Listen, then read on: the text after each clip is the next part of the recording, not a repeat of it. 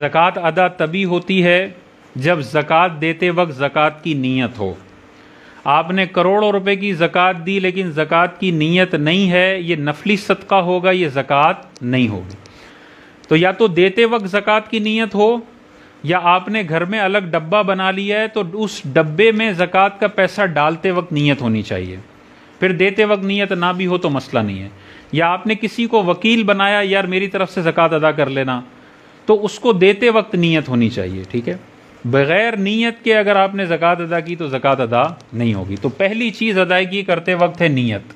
बताना लाजिम नहीं है, सामने वाले को ये बताना लाजिम नहीं है कि मैं तुम्हें ज़कात के पैसे दे रहा हूँ, बल्कि ना बताना ही मुस्तहब है। दिमाग में आप ज़कात की नीयत करें और दे दें उसको, तोहफ़ा, ईदी और इस तरह से तोहफ़े के तौर पर, हिबा के तौर पर दे दें, ताकि उसकी इज़्ज़त नफ्स भी मजरूह ना हो और आपकी ज़कात भी अदा हो जाए। तो नीयत दिल में करनी है, ज़बान से उसको बोल के उसको जलील करने का इख्तियार हमें नहीं है। और तीसरा है मालिक बनाना। जिसको ज़कात दे रहे हैं उसको इस पैसे का, इस कपड़े का, इस राशन का मालिक बनाना ज़रूरी है, तब ज़कात अदा होगी।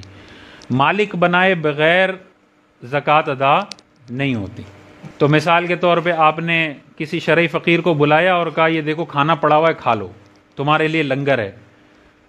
तो आपने सिर्फ लंगर खाने की इजाज़त दी है, उसे खाने का मालिक नहीं बनाया। वो चाहे तो खाना अपने घर पे नहीं ले जा सकता। मिसाल के तौर पे वहीं आपने गरीबों को खाना खिलाया, तो ये ज़कात अदा नहीं होगी, क्योंकि आपने फ़कीरों को मालिक नहीं बनाया, उनको सिर्फ खाना उनके लिए जायज़ कर दिया है।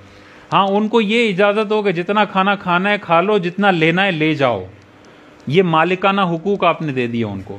अब लंगर की देख ज़कात में काउंट हो सकती है, लेकिन वैसे आप लंगर खिलाते रहें, किसी को थैली में घर ले जाने की इजाज़त ना हो, ये 100 देगे भी होंगी, नफली सदका होगा, ये हकीकी सदका नहीं है। फ़कीर को मालिक करना ज़रूरी है। मालिक का मतलब होता है जो चाहे वो कर सकता हो। तो जब आप कपड़ा दे देते हैं, आप राशन दे देते हैं, आप कैश दे देते हैं, अब उसकी जो मर्ज़ी वो करे, आपने मालिक बना दिया। बोलना ज़रूरी नहीं है। अच्छा, आप देखें, ये मालिक बनाना ज़रूरी है, लिहाजा मालूम हुआ मस्जिद में डायरेक्ट पंखे ख़रीद के दे देना ज़कात अदा इससे नहीं होगी। मस्जिद में डायरेक्ट एसी लगवा देना, डायरेक्ट दरियाँ ले लेना, किसी की तनख्वाह में, डायरेक्ट इमाम साहब की तनख्वाह में ज़कात का पैसा दे देना, इससे ज़कात अदा नहीं होगी। अगर मस्जिद में ज़कात का पैसा इस्तेमाल करना है तो फिर हीला करना पड़ता है। हीला क्या होता है कि पहले दरमियान में एक शरई फ़कीर होता है, उसको 5 लाख दिए जाते हैं, 2 लाख दिए जाते हैं, वो मालिक बन जाता है। फिर वो अपनी मर्ज़ी से मस्जिद के चंदा बॉक्स में वो 2 लाख रुपए डाल देता है और मस्जिद फिर उससे एसी ले लेती है और दरियाँ ले लेती है और पंखे ले लेती है। ठीक है, जो मस्जिद मदरसों में अगर आपने देना है तो पहले किसी शरई फ़कीर को पंखों का मालिक बना दें, ये 10 पंखे तुम्हारे हैं, और वो फिर मस्जिद में जाके वो 10 पंखे दे दे। आपकी ज़कात अदा हो गई शरई फ़कीर को देने के बाद, शरई फ़कीर ने उसको मस्जिद में लगा दिया। इस तरह हो सकता है। इसी तरह हॉस्पिटल में डायरेक्ट कोई मशीन ख़रीद के दे देना, हॉस्पिटल वालों को ज़मीन अतिया कर देना, हॉस्पिटल की कंस्ट्रक्शन में पैसा लगा देना, मस्जिद की कंस्ट्रक्शन में पैसा लगा देना, ज़कात के पैसे से ये नहीं हो सकता। ज़कात के मसारिफ जहाँ अल्लाह ताला ने ज़िक्र फरमाए, वो वहाँ हर जगह पे इंसान है।